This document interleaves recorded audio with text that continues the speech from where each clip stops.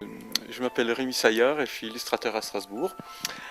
Et je travaille essentiellement pour des éditeurs qui sont parisiens, dont Nathan, Bayard Presse, Bayard Édition, L'Élan Vert, Didier Jeunesse, Gallimard, et aussi un éditeur belge qui s'appelle Averbode. Parce que j'avais un prof de dessin qui était marrant, puis j'avais envie de lui faire plaisir. En fait, c'est ça, hein, je me suis fait plaisir à dessiner, et tout doucement j'ai découvert les joies du dessin solitaire.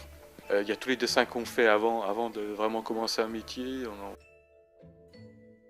toujours quelque chose en tête qui est à la fois idéal, précis, mais quand on est sur papier, la main, elle part dans des directions, elle transforme l'idée, comme on dit. Il y a un moment donné, c'est pas que ça nous échappe, mais on est parti, on y va, et puis ça donne ce que ça donne, quoi. Des fois on est content, des fois on est un peu déçu. Elles sont fixes, elles bougent pas, mais ça raconte tellement de choses. Tout ce qu'il y a en dehors du cadre, tout ce qui se passe au fond, puis ce qui en émane, quoi. C'est le côté magique de l'image.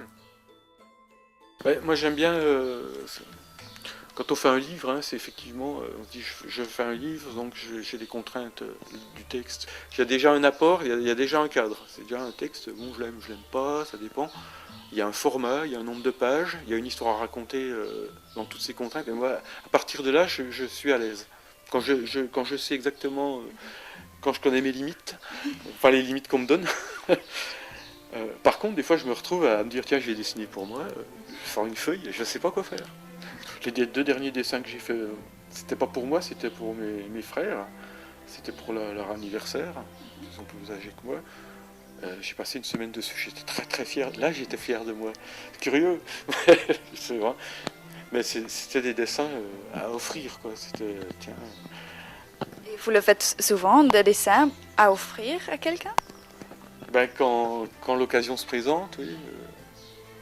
Mais et je m'investis complètement dedans, quoi. J'ai plus envie de faire autre chose, quoi. C'est curieux. Ou alors faire des boîtes, des théâtres, des petits machins comme ça, des petits mécanismes. Bon, en tant que j'en ai pas fait, mais ça j'adorais.